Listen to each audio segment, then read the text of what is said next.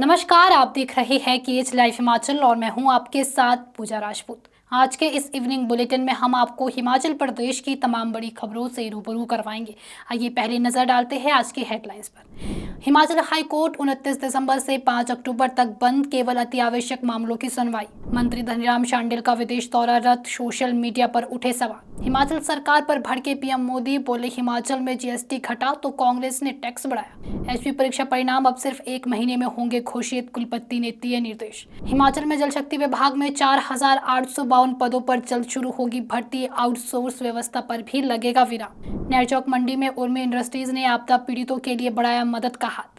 Himachal university में हंगामा, SFI worker और पुलिस भिड़ंत, शिक्षक भी अनशन पर। विमेन लीग केस, सीबीआई ने चीफ इंजीनियर देशराज से की 3 घंटे पूछताछ, बयान भी रिकॉर्ड। हिमाचल में मानसून के बाद गर्मी बढ़ी, 13 शहरों में पारा 30 डिग्री पार। और अब खबरें विस्तार से। हिमाचल प्रदेश हाईकोर्ट 29 दिसंबर से 5 अक्टूबर तक दशहरे की छुट्टियों के कारण बंद रहेगा। मुख्य न्यायाधीश गुरमीत सिंह संथावालिया ने आदेश जारी किए हैं।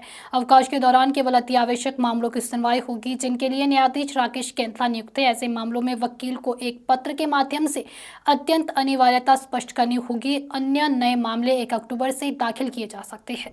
हिमाचल प्रदेश के स्वास्थ्य मंत्री डॉक्टर कर्नल धनीराम शांडिल के नेतृत्व में 10 सदस्यीय टीम का लंदन और फ्रांस का दौरा रद्द किया गया है। ये दौरा 2 से 11 अक्टूबर तक होना था। सोशल मीडिया पर सवाल उठने के बाद मंत्री ने स्पष्ट किया कि अभी विदेश यात्रा नहीं होगी। उन्होंने कहा कि विदेशों में स्वास्थ्य क्षेत्र में नई तकनीकी सीखने का उद्देश्य है, जिसे प्रदेश में लागू किया जाएगा।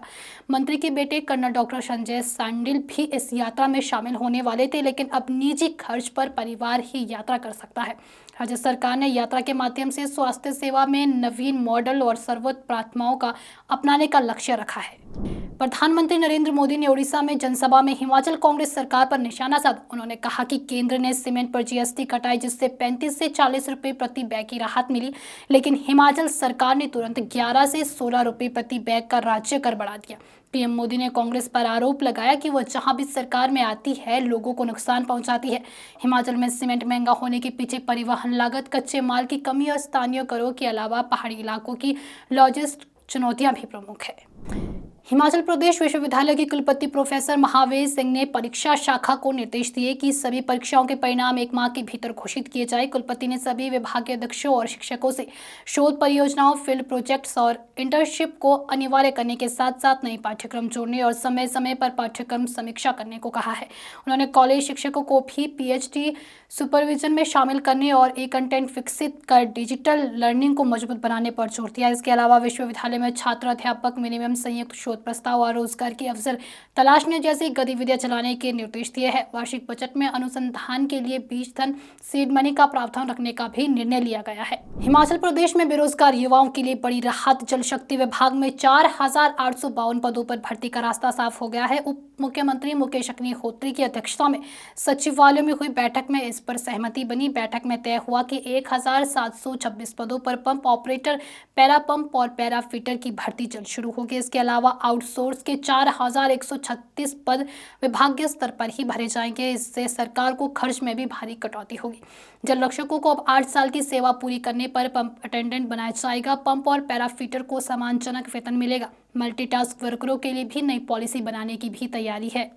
हिमाचल प्रदेश नेरचौक मंडी में उर्मी इंडस्ट्रीज ने आपदा पीड़ितों के लिए अनोखी पहल की है। हाल ही में हुई प्राकृतिक आपदा में घर और दुकानें खो चुके लोगों की मदद के लिए कंपनी बिना किसी मुनाफा कमाए मकानों पर लगाने के लिए लोहे के शेड्स दे रही है। कंपनी के प्रतिनिधि रजत जैन के मुताबिक इस पहल से लगभग 30% तक की छूट सीधे लोगों तक पहुंचेगी। इसके अलावा उर्मी इंडस्ट्रीज घरेलू सामान और इलेक्ट्रॉनिक्स पर भी भारी छूट दे रही है। इलेक्ट्रॉनिक्स में 60 से 70% तक, जूते चप्पल 30 से 300 रुपए, वहीं स्वेटर्स में 170 से 350 रुपए तक।